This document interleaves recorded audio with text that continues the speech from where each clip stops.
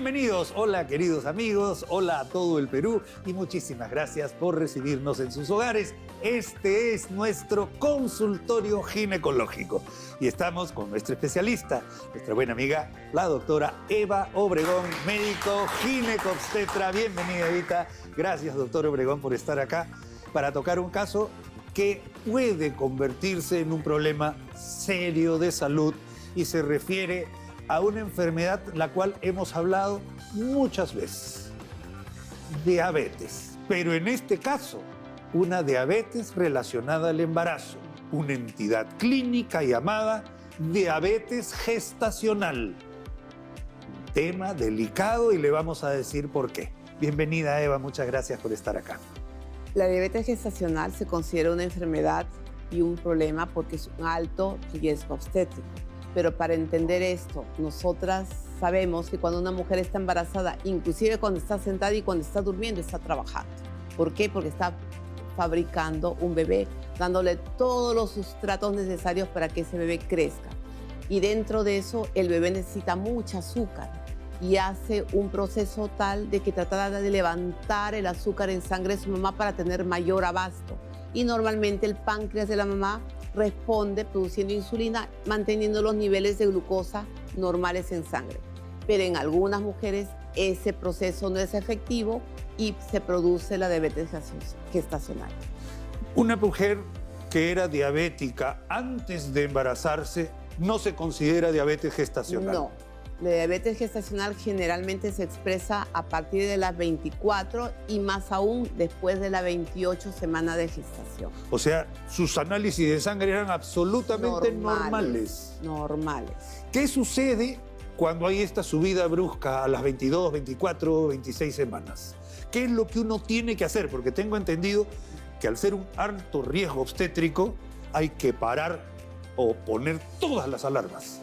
Por supuesto, esa paciente no puede ser atendida en un primer nivel de salud, tiene que ser referida inmediatamente para que se haga todos los seguimientos necesarios. Obviamente va a ser manejada de la mano con endocrinólogo. Okay. Importantísimo. Y hay que ir checando cómo se va a desarrollar ese bebé y tener en cuenta que hay factores de riesgo que nos tienen que ir levantando las alertas para nosotros detectar qué pacientes podrían desarrollar diabetes de la gestación. Por ejemplo, si la mamá nos dice que ya tuvo un embarazo anterior y el bebé anterior pesó más de 4 kilos. Ajá. Ya. O, por ejemplo, viene una paciente y nos comenta que su mamá, su abuelita o alguien tiene diabetes en la familia. La paciente que tiene antecedentes heredofamiliares de diabetes en la familia tiene mayor probabilidad de, a pesar de ser sana, desarrollar diabetes gestacional en el embarazo actual. Una de las características de la diabetes gestacional es lo que has dicho, el bebito macrosómico, ¿no es cierto? Aquel bebito que es más grande y que muchas veces necesita de una cesárea para poder tener un parto que no implique tanto riesgo. Correcto. Y también otro de los antecedentes que nos llama mucho la atención cuando la paciente nos comenta que se atendió en un lugar y estaba en control prenatal y óbito fetal. Se murió el bebito en el abdomen de la mamá. Hay que sospechar que en el embarazo anterior pudo haber tenido diabetes gestacional o que actualmente el tamaño del útero es desproporcionalmente grande para la edad del embarazo que conlleva, porque probablemente tiene mucho líquido amniótico, eso se llama polidramnios. La diabetes gestacional también puede caracterizarse por polidramnios. Doctora, ¿esto se trata como la diabetes? O sea, me refiero a hipoglicemiantes orales, Dieta. Utilización de insulina, dieta, o sea, eso es manejo conjunto con el endocrinólogo. Y se verá lo necesario para cada caso específico que puedan necesitar. Algunas pacientes debutan y nos damos cuenta rapidísimo y con manejar la dieta, manejamos sus niveles de glicemia, el líquido inclusive lo podemos hacer que vaya nivelándose, que ya no haga polidramnios, que no esté excesivo y vamos llegando a buen puerto, a buen fin ese embarazo. Una de las cosas que nos preocupa de una diabetes gestacional son los riesgos para la mamá y para el bebé. Hay varios riesgos, por ejemplo, puede haber desprendimiento prematuro de placenta, puede haber riesgo de óbito fetal, que le decía que el bebé puede lastimosamente dejar de existir dentro del abdomen materno. Puede haber riesgo de parto pretérmino, por lo mismo que crece tan grande el útero, el útero cree que ya está a término y comienzan las contracciones y pueden nacer el bebé antes. Y por lo tanto, riesgo de prematurez. Y también se ha visto que inclusive hay bebés de madres con diabetes gestacional que nacen a su tiempo, o sea, 37, 38, 39 semanas, ese bebito de repente inclusive se va a comportar como si fuera prematuro, o sea, va a tener problemas para respirar. Entonces, A pesar incluso de ser grande, ¿no? A pesar de ser grande y a pesar Está inmaduro. Está inmaduro. Entonces, insisto, estas pacientes tienen que ser manejados ya en un alto nivel, ¿no? De acuerdo. Doctora, termina el embarazo. ¿La mujer deja de tener diabetes o puede quedar con diabetes? Me encanta tu pregunta. A toda paciente que yo he diagnosticado diabetes gestacional le digo que tiene que estar en seguimiento por lo menos 10 a 20 años. ¿Por qué?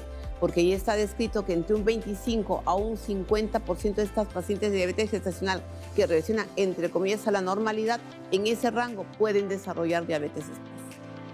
O sea, aumenta 2 veces su probabilidad de riesgo. Aumenta al doble la probabilidad de riesgo, tomando en cuenta que la diabetes puede pasar absolutamente desapercibida si uno no se hace los chequeos de glucosa como se tienen que hacer. Y tomando en cuenta que es una enfermedad absolutamente silenciosa. ¿Ya? Porque uno puede estar teniendo daño renal, uno puede estar teniendo daño cerebral, uno puede estar teniendo daño ocular, daño en las extremidades inferiores y no saberlo, habiendo tenido el antecedente y después dijeron, no, yo ya estuve normal. Muy buena la aclaración. Correcto, ella tiene que estar en permanente seguimiento, no puede olvidarse de ese antecedente. Perfecto, acá sacamos en claro, si a usted le indican, le diagnostican probable diabetes gestacional, tiene que subir de grado de atención a una atención de alto riesgo obstétrico. Y para eso, lo más importante es su cartilla. Esa cartilla maravillosa que salva vidas, que es la cartilla de control prenatal. Toda mujer debe tener alrededor entre 6 y 9 visitas, al menos en esa cartilla, para tener el seguimiento adecuado de un embarazo con salud para la mamá y para la criatura. Sí. Muchísimas gracias. Muchísimas gracias a nuestra buena amiga, la doctora Obregón, siempre súper clara. Todos hemos aprendido hoy día un poquito más. Nosotros regresamos y seguimos con nuestro programa.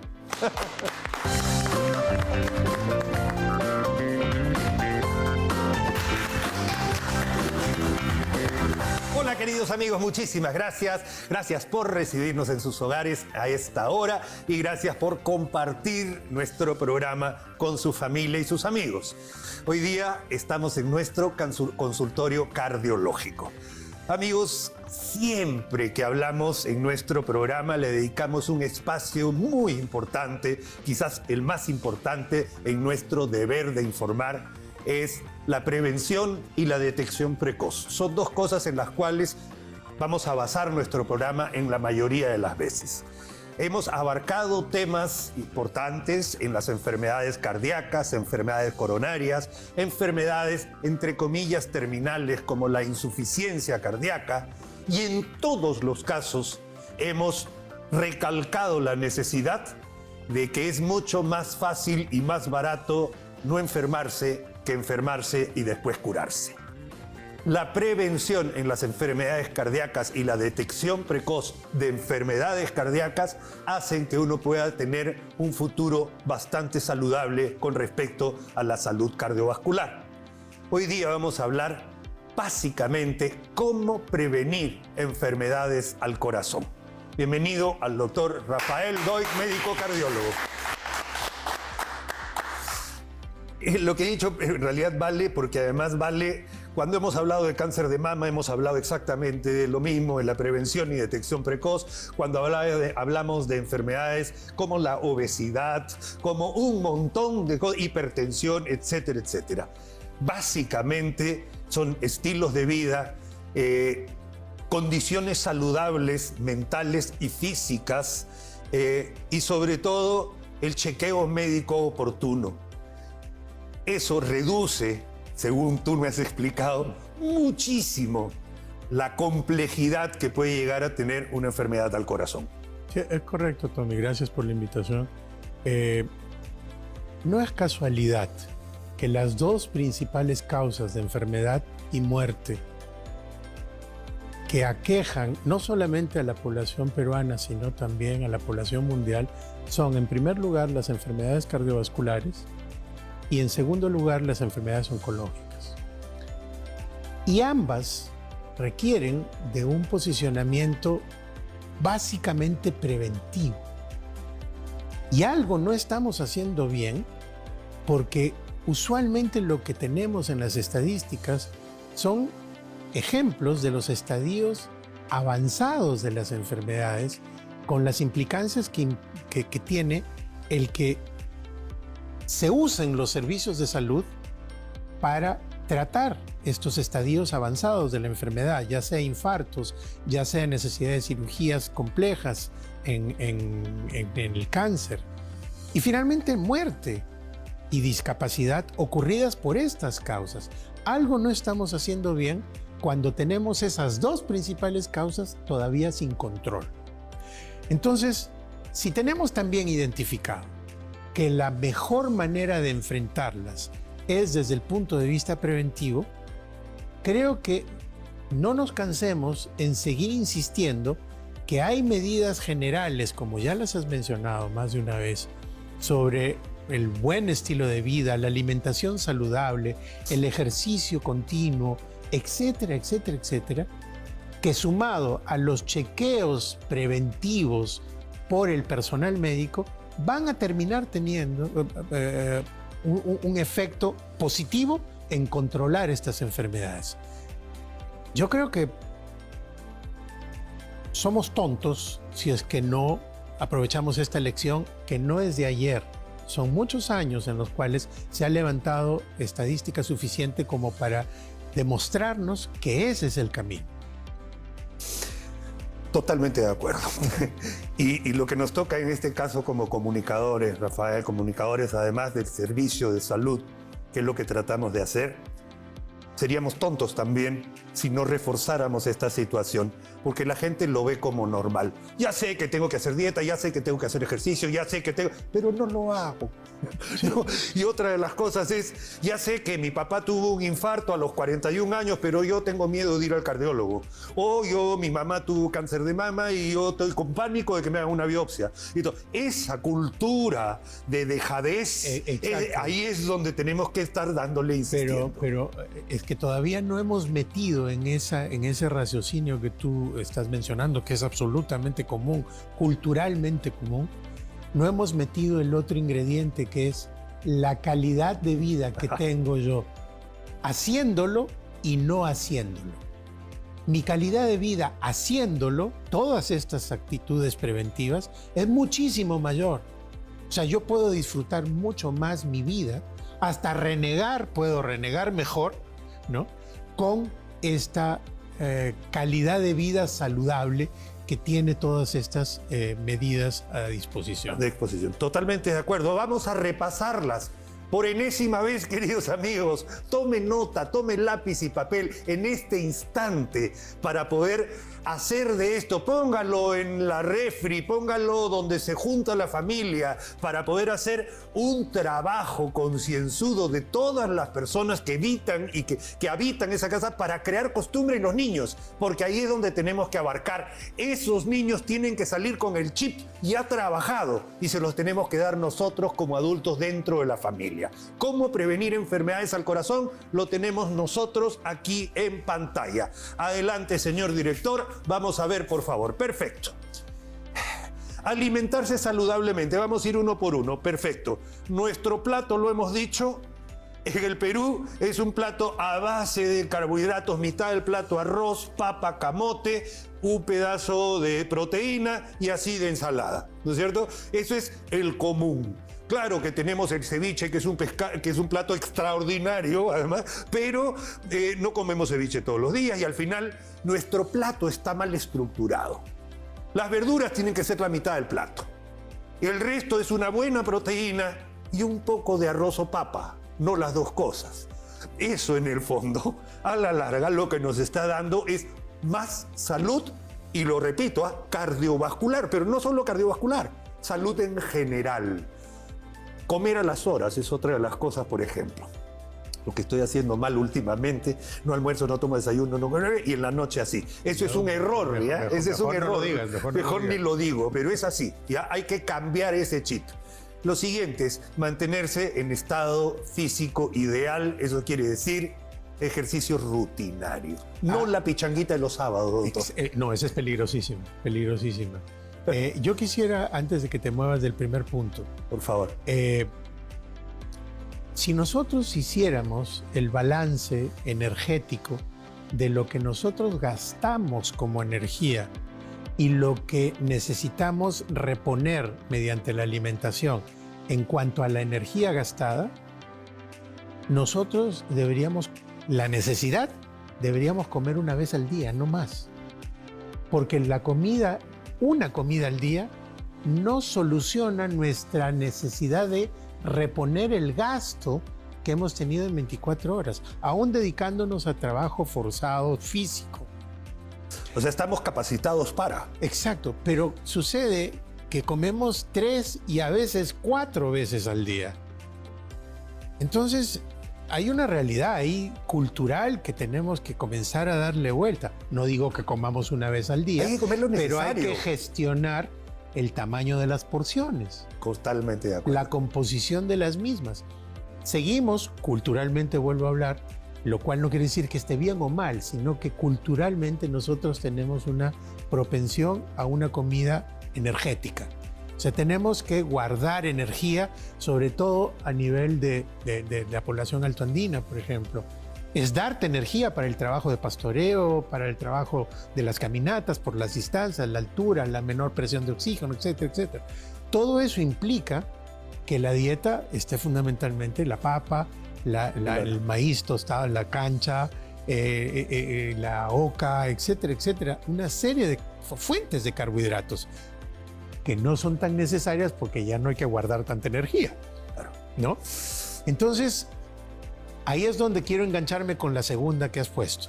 Si estamos adquiriendo mucha reposición de energía a través de la alimentación, no hay que gastarla. Hay que gastarla. Pues. Y el gastarlo es el ejercicio regular. Totalmente de acuerdo. Muy bien lo que has dicho también, la pichanguita de los sábados es peligrosa. Es peligrosa porque el cuerpo no se adapta. No, además no se ha medido en algún punto el riesgo que tiene de alguna enfermedad cardíaca subterránea, oculta, claro. Sí. Mantener un peso saludable. Sabemos que la obesidad es un tema mundial. Y eso es comida rápida, rapidez para comer. Ya no nos sentamos en la mesa como antes. Tenemos ultraprocesados, tenemos un montón de cosas. Y la obesidad, el sobrepeso, también es la madre de muchísimos problemas de salud y sobre todo el corazón. Yo he dicho y he explicado una vez, un ladrillo pesa aproximadamente 2 kilos. El sobrepeso de 10 kilos, que lo puede tener cualquiera, implica vivir cargando una mochila con 5 ladrillos. Miren el esfuerzo que le estamos dando al corazón. Sácate la mochila, hijo. Eso es lo que hay que hacer, ¿de acuerdo? La siguiente, controlar colesterol y presión arterial, y eso se hace en un chequeo médico rutinario. No se necesita. Y cardiológico además. Exacto, pero yo quisiera ir al punto básico. O sea, no hay que esperar ir al médico o al cardiólogo para tomarse la presión, para tener un examen básico, es ir a un centro de salud y obtener esa información, es hacerse 2 exámenes de laboratorio básicos que y baratísimos en realidad. Cómo está nuestro metabolismo. Entonces, digamos, el problema no es la disponibilidad de medios, en algunas realidades de nuestro país sí, pero no son la mayoría. No es tanto la disponibilidad para acceder a los medios, cuanto la actitud de querer nosotros usarlos. No solamente para la emergencia, pues. De acuerdo. Es usarlos para que tengamos esa mirada preventiva. Y por último, amigos, evitar evidentemente los vicios mayores. No fumar está comprobadísimo que no solo afecta a los pulmones, sino afecta a todo el cuerpo, en especial al corazón. Espero que hayan tomado nota, amigos. hemos tratado de hablar en 13 minutos cómo prevenir enfermedades al corazón. Espero que usted y su familia lo hayan entendido. Muchas gracias.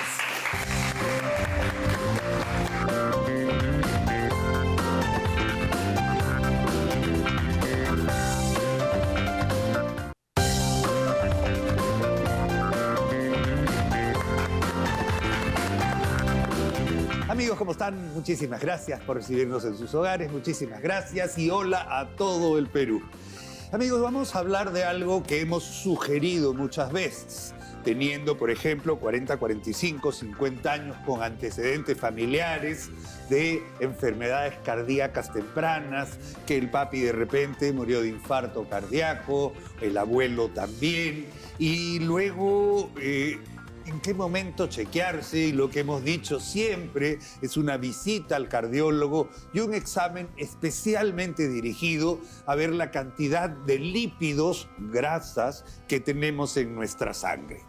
Básicamente es colesterol PARS total, colesterol del bueno, HDL, colesterol del malo, LDL, y los triglicéridos. Básicamente se tratan de esos 4 productos grasos que tiene nuestra sangre. Algunos son buenos, ayudan a limpiar la sangre que se quede estancada en los vasos sanguíneos, y otros incluso son una forma de almacenamiento de la grasa que nosotros tenemos, y depende fundamentalmente de la alimentación. Pero no faltan los casos en que dice, doctor, yo solo como ensalada, no como esto, como aceite de olivo, como palta y estoy volando en triglicéridos. Los triglicéridos. Para hablar de esto nos acompaña el doctor Jimmy Paucar Alfaro del Hospital de Emergencias de Villa El Salvador. Bienvenido, doctor. ¿Cómo está, doctor? Muchísimas gracias. Doctor Raro, un endocrinólogo hablando de triglicéridos, pero sí tiene que ver. La mayoría de las hormonas están compuestas de elementos lípidos, de grasas, de colesterol en otra forma, ¿no? En realidad, el metabolismo de las grasas tiene mucha influencia de hormonas, por ejemplo, la insulina. Recordemos que estos temas de hipertrigliceridemia están muy asociados a pacientes con obesidad que tienen resistencia a la insulina, diabetes mellitus y enfermedad de la tiroides, específicamente el hipotiroidismo. Entonces, hablando de triglicéridos, tendríamos que dividirlo en los pacientes que tienen hipertrigliceridemia primaria y secundaria. Esta que he mencionado último son los casos secundarios. Producto por culpa de... Por culpa de, así es, en la que nosotros como endocrinólogos intervenimos. Pero también hay causas primarias, donde hay alteraciones genéticas en el procesamiento, almacenamiento de esta energía, que hace que no se pueda absorber, no se pueda procesar adecuadamente y se elevan los niveles de triglicéridos. Los niveles. Y los triglicéridos a la larga, para hablarlo de una forma sencilla, podrían ser una materia prima para fabricar colesterol del malo. Así es. Algo así. Así es. ¿No es cierto? En realidad, los triglicéridos pues, son ácidos grasos que son una fuente de energía. Lo utiliza el corazón, lo utiliza el músculo. El problema es cuando en gran cantidad se almacenan y sobre todo cuando se liberan, es donde se produce una inflamación y una respuesta inflamatoria que sí puede causar complicaciones potencialmente mortales. Siempre se recomienda dieta. ¿Por qué? ¿Qué es lo que uno no debería comer? Porque está relacionado con las grasas, pero sobre todo con los azúcares y las harinas. Así es. Entonces, es un glicérido, ¿no? Pero de las harinas. Entonces, por favor, eso nos podría ayudar a entenderlo. Claro que sí, los triglicéridos normalmente a todos se nos podría elevar en función de la alimentación. Por eso es tan importante cuidar nuestros alimentos.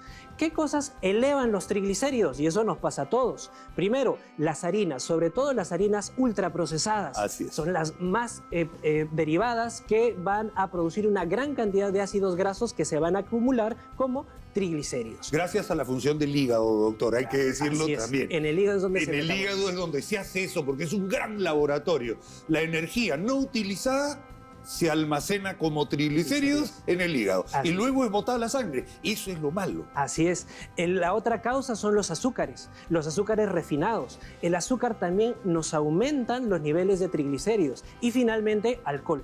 Los alcoholes también elevan en exceso la cantidad de triglicéridos en la sangre. Claro, todo tiene que ver con el metabolismo hepático. Así es. Y ahí es donde se hace el gran laboratorio del cuerpo. Ahora, ¿qué hacer? ¿Qué es lo que uno debe hacer cuando te salen los triglicéridos altos? Ojo que es bien importante, doctor, lo que dijo usted. Primero, corregir la causa, ¿no es cierto? Si es que fuera un problema secundario causado por algo. Lo primero que te dicen es hacer dieta, ¿ok? Haces dieta, perfecto, y mantienes, y mantienes, y mantienes, y a la larga es una hipertrigliceridemia, aumento de triglicéridos en sangre, pero tu papá lo tenía, tu abuelo lo tenía, todo el mundo de tu familia lo tiene y todo. Incluso el estrés también aumenta los triglicéridos. Así es, recordemos la función ahí del cortisol, por ejemplo, que el cortisol es una hormona que también va a producir un efecto en la liberación, una lipólisis leve a nivel periférico y visceral en los ácidos grasos. Y por lo tanto, el estrés puede llevar a una acumulación de grasa y una liberación de ácidos grasos en sangre. Perfecto. Muy bien, tenemos una lista de qué hacer. Si a usted, amigo en su casa, a usted, señora en su casa, le han salido los triglicéridos altos, acá le damos unos consejos. Acompaña, por favor. Gracias. Muchísimas gracias. A ver.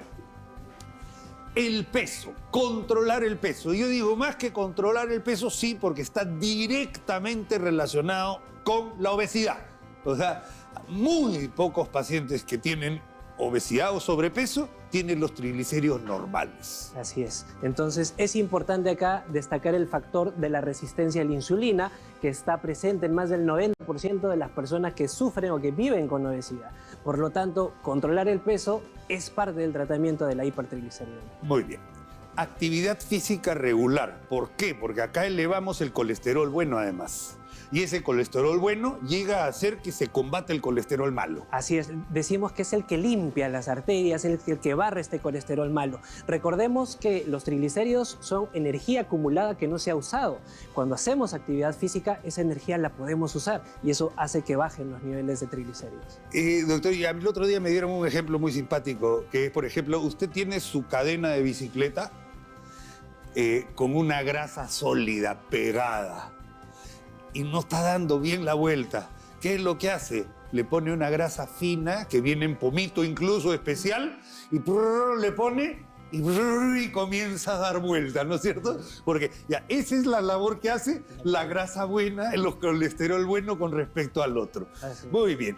Luego, limitar el azúcar y los alimentos refinados, porque estos se guardan como triglicéridos. Así es, ya lo conversamos antes, los azúcares, alimentos refinados son una de las primeras causas hoy en día de aumento de triglicéridos. En el mundo, doctor. Así es. O sea, esto está generando una pandemia. El sobrepeso y la obesidad son una enfermedad, doctores. Eso es lo que otra de las cosas que se está acuñando ahora, es que la obesidad es una enfermedad. Así es, ya definida con codificación y todo. Con codificación, el CIE y no sé cuánto. Sí, eso es correcto. El alcohol y el cigarro, sí. ¿Por qué, doctora? Acá tenemos que tener en cuenta el tema del alcohol que ya mencionamos, pero el cigarro sí quería hacer un hincapié muy importante. El consumo de cigarro, muy al margen del tipo que sea, porque ahora tenemos los famosos VAPs, generan una inflamación a nivel celular. Y esta inflamación puede promover que se liberen los ácidos grasos almacenados. Y esto genera elevación de los triglicéridos en sangre. En sangre. De acuerdo. Cambiar las grasas saturadas por grasas saludables.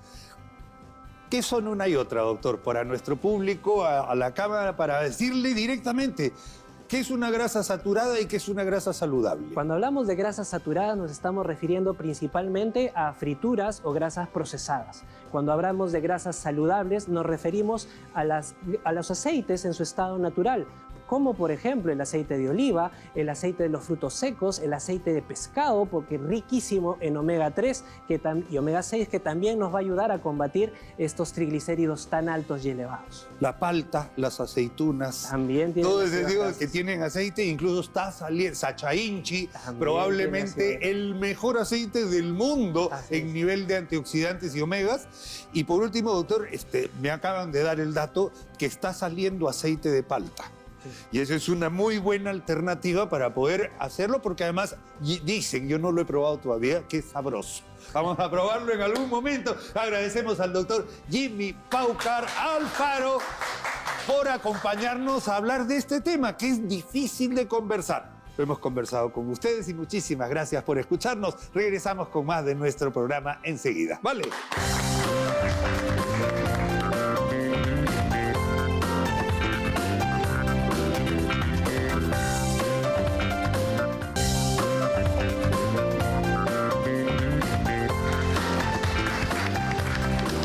Bienvenidos, hola amigos, muchísimas gracias. Gracias por recibirnos en sus hogares, acompañados, espero, de su familia.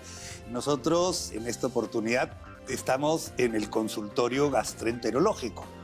Y uno de los órganos que ven los gastroenterólogos, especialmente nuestro invitado del día de hoy, es el hígado. Nos acompaña un médico gastroenterólogo, jefe del jefe de gastroenterología del Hospital Loaiza y presidente de la Asociación Peruana de Estudios Hepáticos, justamente para hablar de hepatitis, el doctor Jorge Garavito. Bienvenido, Jorge, muchas gracias por estar acá. Hepatitis. Siempre le hemos dicho a nuestros amigos que el sufijo itis significa inflamación. Así es. Gastritis, inflamación del estómago. Tendinitis, inflamación del tendón. Artritis, inflamación de la articulación. Conjuntivitis, inflamación de la conjuntiva del ojo. Hepatitis, inflamación del hígado. Así es. Doctor, ¿se inflama el hígado? Sí. ¿Por qué se inflama el hígado? ¿Cómo es así que se inflama el hígado? Exacto. Se va a desencadenar una respuesta inflamatoria a nivel de los hepatocitos por una causa odoxa, ¿no? Que pueden ser muchas. Puede ser, por ejemplo, el alcohol, pueden ser medicamentos, pueden ser hierbas medicinales, y esto hay que tener cuidado con las señoras que ahora quieren bajar de peso y toman cualquier hierba que la amiga les aconseja. Hay que tener cuidado. Medicamentos entonces también es una causa, y obviamente las hepatitis virales, ¿no? Que van a ser dependiendo del grupo etario, ¿no? Si son los niños, puedo pensar en una hepatitis A, y si son jóvenes en edad reproductiva, activamente sexuales, puedo pensar en hepatitis B o en hepatitis C, o coinfecciones también. ¿Cuántas hepatitis, verdad que existen? A, B, C, D, hay un montón. Hasta la G, ¿no es cierto? Y hay virus japoneses. Y hay virus japoneses y la hepatitis. O sea, claro, los que sabemos y manejamos son hasta la C normalmente, pero incluso existe la hepatitis fulminante. Yo he visto alguna vez un caso en la clínica americana de una hepatitis de paciente que en 3 días simplemente por un tipo de hepatitis de rápida evolución y un caso muy especial. Pero el hígado se inflama. ¿Y cuáles son generalmente aquellos síntomas que nos hacen pensar que estamos con el hígado inflamado? Lo primero es las náuseas, el decaimiento. Pérdida de apetito, ¿no? La pérdida de apetito. El paciente no quiere comer. O generalmente los niños, ¿no? No quieren comer, le da asco las comidas, tienen náuseas. Y después de eso viene, digamos, la astenia, la dinamia, ¿no? La falta de ganas de hacer cosas. Y lo que viene después de unos 7 días aproximadamente, en la parte subaguda, ya es el color amarillento de los ojos y una orina oscura. Y a eso le llamamos ictericia y coluria. Y con eso prácticamente ya estamos pensando que puede ser el hígado el que está fallando. Y después ya van a venir algunos cuadros como, por ejemplo, sangrados, o en todo caso, como usted dijo, trastorno de densorio, y eso ya nos preocupa, porque si ya hay asociado trastorno de densorio, ahí sí preocúpense rápidamente a la clínica o al hospital, porque puede ser una insuficiencia hepática o una hepatitis fulminante. Y ahí hay que actuar rapidísimo. Rapidísimo. Doctor, después, hay vacunas para la inmensa mayoría de hepatitis, no sé si hasta la G, pero por lo menos hay para la A, B y C. Para la hepatitis A tenemos, y está dentro del programa de vacunación de los niños, y también para hepatitis B, ¿no? Okay. Que todos nos deberíamos vacunar, porque es, creo yo, una de las enfermedades más transmisibles del mundo. Hasta con la mirada se transmite, o sea, es preocupante porque es así. Sí, y la endemicidad de la hepatitis A en el Perú es bastante alta, ¿no? Un estudio hecho por el doctor Cabezas en el año 2020, publicado en el año 2020, habla de que en el Perú existen anticuerpos hasta el 95% de la población. Quiere decir que ya ha tenido contacto contra la hepatitis A, ¿no? Y después contra la hepatitis B también es otro tanto, pero para la hepatitis C lamentablemente no tenemos vacuna, pero tenemos cura. Y ese tratamiento que cura la hepatitis C existe actualmente en el Perú y está aprobado por el PNUME, así que se puede encontrar en los hospitales. Una maravilla. Sí, simplemente que se acerquen al hospital, ¿no? De acuerdo. ¿Qué otras cosas? Otras cosas que asustan es cuando uno mira los números de la... ¿Se acuerda, señora, la canción de Juan Luis Guerra, que se me sube la bilirrubina? ¿No es cierto? Sí, eso es verdad. Eso es verdad, Ajá. porque valores que pueden estar entre 34, 26, 38, algo así, suben a 2.000, las transaminasas, y 2.000, 3.000, 5.000. Y uno dice, no, acá se ha equivocado el laboratorio. No, señora, tan inflamado está su hígado que se está produciendo eso. Así es. Es decir, cuando el paciente llega, ya sea un niño o una persona adulta, y uno ya va viendo cuál podría ser la causa, ¿no? Si es, por ejemplo, en etapa reproductiva, actividad sexual, etcétera, o si es un niño, uno ya va buscando. Entonces, pide lo que se llama laboratorios o exámenes de sangre. Y ahí es donde vamos a pedir lo que se llama el perfil hepático. Y en el perfil hepático, lo más, digamos, resaltante es el aumento de transaminasas. Y nosotros decimos los hepatólogos, más de 10 veces el valor de las transaminasas ya es hepatitis. Eso puede estar asociado o no al aumento de bilirrubina. Algunos virus son un poco más colestásicos, que aumentan la fosfatasa alcalina, la gamma-glutamil. Y también ya cuando esto se va agravando y van pasando los días, se altera la coagulación. Y ahí tenemos el TP, el tiempo de protrombina, o INR, que también podría estar alterado. Si ese INR se asocia a un trastorno sensorio, ahí sí me debería de preocupar y ese paciente debe estar hospitalizado para hacerle el seguimiento. Si no hay alteración del INR y tampoco hay alteración del sensorio, puede hacer su evolución o recuperación en domicilio. Eso le iba a decir. Antes, cuando a mí me dio hepatitis, me acuerdo que me tuvieron 1 mes y medio en cama, Ajá. con caramelitos de limón, no sé si tiene, ¿no? Gelatina y una dieta súper especial, baja en grasas, pero Sí. antes te quedabas 1 mes y medio en cama Exacto. sin moverte. Es verdad. Ha cambiado un poquito ese enfrentamiento a la enfermedad. Y además el manejo es bastante satisfactorio y se autolimita la hepatitis A, en la inmensa mayoría de los casos, ¿no? Eso es verdad. En el 90% de los casos la hepatitis A se autolimita y el hígado que había sido dañado o había sido inflamado tiene restitutum ad integrum. Quiere decir que se recupera total. Y eso es lo bueno porque es un hígado bastante leal, bastante fiel y se va a recuperar. Y simplemente la recuperación es lenta, pero se puede hacer en domicilio. Pero un 10% de los casos pueden hacer un cuadro de colestasis, como por ejemplo la hepatitis A, ya no en niños, sino en adolescentes o adultos jóvenes.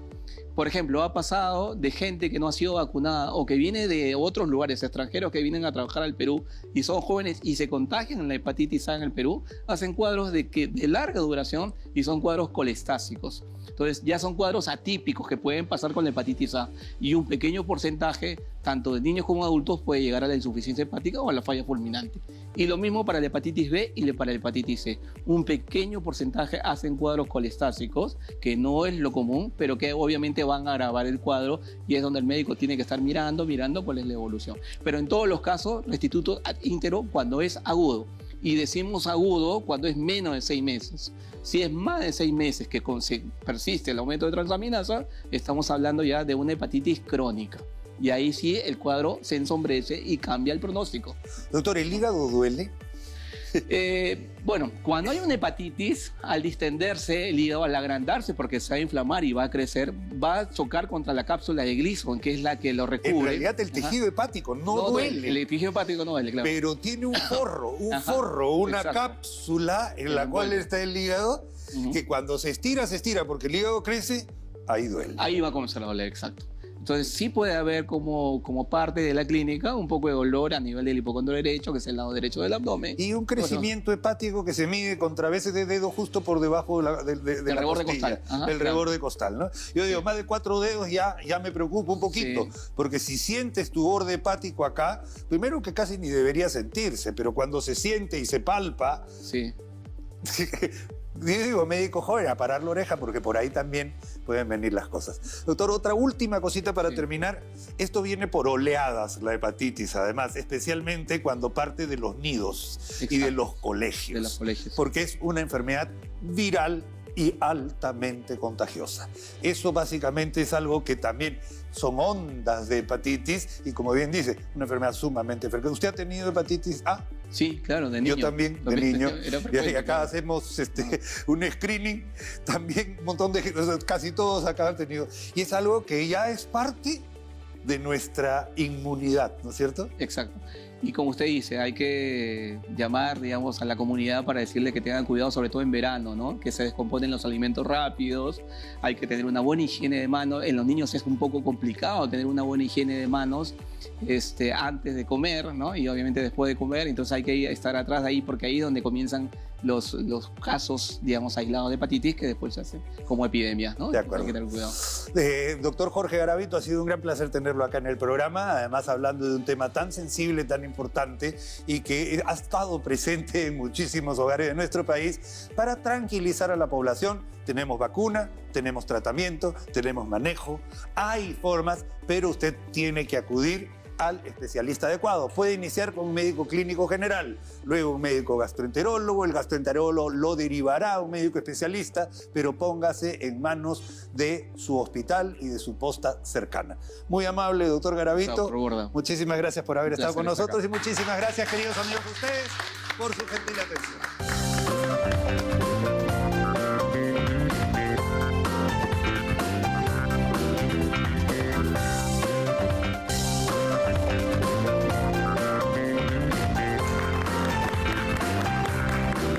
Queridos amigos, hola Perú, muchísimas gracias por acompañarnos en este bloque muy pedido por muchos y se trata básicamente de tratar de romper algunos mitos.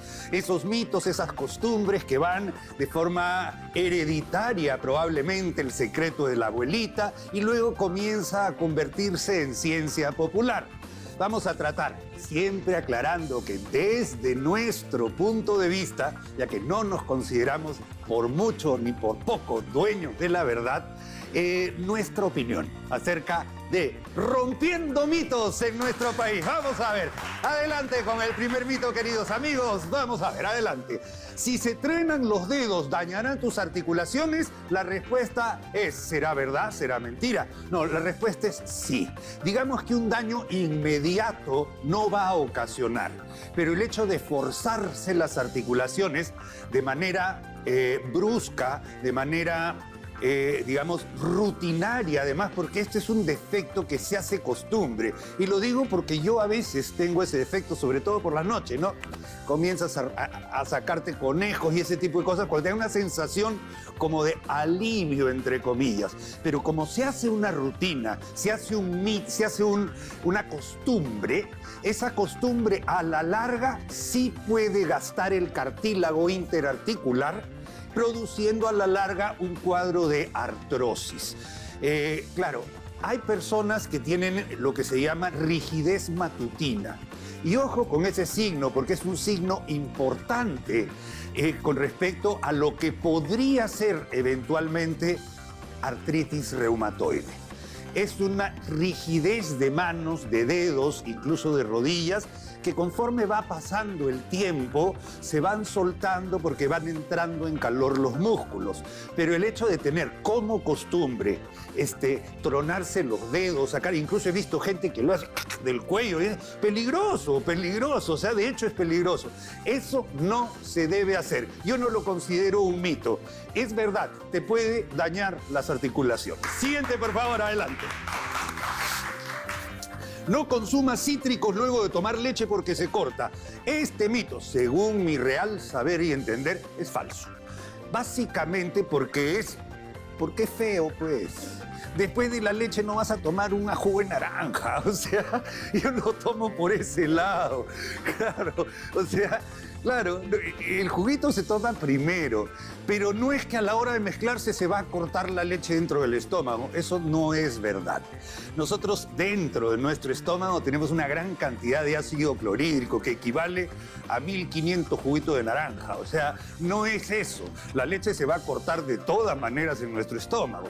Pero después de haber tomado un jugo de naranja y terminas con un café con leche, es lo más lógico. En cambio, si usted se toma la leche y después se toma el jugo de naranja, en la boca le va a quedar una sensación como de leche cortada, supongo yo, pero no es porque a la larga se corte la leche, no, es por el mal sabor que puede generar este cambio en el orden de la alimentación. Por eso, yo no lo tomo como algo que se va a malograr en tu estómago, pero sí como una mala costumbre, nada más. ¿De acuerdo? Muy bien, amigos, el tercer mito, adelante. Tomar un traguito corto para la tos, no entiendo. Tomar, digamos, por ejemplo, un pisquito, ¿se refieren a algo así? Bueno, hay una receta muy antigua en nuestro país, incluso, que tiene un origen italiano, muy famosa, y que me acuerdo, mi madre me la hacía. Clara de huevo, después se le agregan las yemas, se pone leche caliente a hervir y se le pone un chorrito de pisco o coñac. Eso se llamaba caspiroleta. Y esa es una historia de verdad, algo muy rico además, porque teóricamente bajaba la fiebre, te devuelve el calor al cuerpo y cabes mejor en tu camita, porque te calienta. Yo sí creo que una dosis adecuada, que puede ser pues un cuartito de copita o algo así, puede calentar. Sí, puede calentar, sobre todo cuando uno está con el cuerpo cortado, cuando está a punto de tener un poquito de fiebre, cuando está en esa situación de que la cama te molesta y que tienes mucho frío. Una copita o una caspiroleta sí te podría ayudar. Una nomás, señor. La siguiente, vamos a ver, adelante. ¿Tomar agua de papa o cáscara de piña reduce los cálculos renales? Qué buena pregunta, queridos amigos. La piña tiene una sustancia que se llama bromelina. La cáscara de papa se sabe por raíces ancestrales que tiene un efecto diurético. Y acá hay una disyuntiva. El efecto diurético de la bromelina y el efecto diurético que podría tener el agua de papa, el agua de cáscara de papa, sí ayudan a eliminar bien, adecuadamente la orina. Pero por otro lado, los cálculos urinarios se ven favorecidos por la deshidratación. Mientras uno tiene más, o sea, menos orina, o sea, orina más, el cuerpo se deshidrata y eso favorece a la producción de cálculos. Pero si una persona tiene ya diagnosticado un calculito, por ejemplo, que no ha bajado del uréter y que está ahí y que de vez en cuando fastidia cada vez que se mueve, sí se recomienda tomar abundante cantidad de líquido, póngase, me voy a poner así, y de repente, a ver, saltar un poquito. Eso a la larga, más el diurético, más la agüita, sí puede ayudar a hacer que avance el cálculo y termine en la vejiga, donde después se va a eliminar por la uretra. Pues ahí hay una disyuntiva. Ayuda o favorece el hecho de tomar diuréticos siempre y cuando uno esté bien hidratado. Pero si uno se seca, entre comillas, por los diuréticos, más bien podría favorecer a la producción de cálculos. ¿De acuerdo? Pero sí, son aguas saludables. El agua de piña es extraordinaria y es una forma de mantener lo que se iría a la basura para hacer un riquísimo fresco de piña. Poca azúcar, utilice miel de abeja, utilice panela eventualmente o así nomás, sin edulcorante. Es una agua saludable, así como el agua de papa también. La cola de caballo también ayudan como grandes diuréticos y que favorecen a la eliminación de microcálculos en la vía urinaria. Muy bien, perfecto. Falta una, adelante. Vamos a ver. Una infusión de quión con miel descongestiona las vías respiratorias. ¿Es verdad o mentira? Yo le voy a hacer una pregunta a usted. Pruébelo, ¿por qué no lo prueba? Claro, a mí me ha hecho bien. Yo no puedo decir que eso lo vamos a poner en pomito y lo vamos a vender como medicina, pero sí, un tecito caliente, una agüita, una infusión caliente con quión, que tiene un efecto termogénico, es decir, te da calorcito, incluso dilata los vasos sanguíneos, tanto que a uno le puede producir moquitos por la nariz, rinorrea. ¿Ya? Eso significa que es un fluidificante natural de secreciones. La miel es absolutamente natural y también puede ayudar a mejorar la secreción para que usted la pueda expectorar con mayor facilidad. Sí soy hincha de una sopita de pollo caliente y de un tecito con kion con miel de abeja. Son maneras naturales, simples, sencillas, caseras de poder ayudar a solucionar un problema de resfrío. Ojo, ojo amigos, no cura el resfrío, lo hace sentir mejor. ¿De acuerdo? Muchísimas gracias. Amigos, esto es nuestro bloque Rompiendo Mitos y Paradigmas acerca de la salud. Salud adquirida a través de la comunicación familiar de generación en generación. La tratamos de poner como ciencia de evidencia, en mi modesta opinión. Nosotros seguimos adelante con más del programa. No se vayan. Muchísimas gracias por habernos recibido en sus hogares. Nosotros nos despedimos. Hasta el próximo programa, queridos amigos. Que pasen una linda tarde.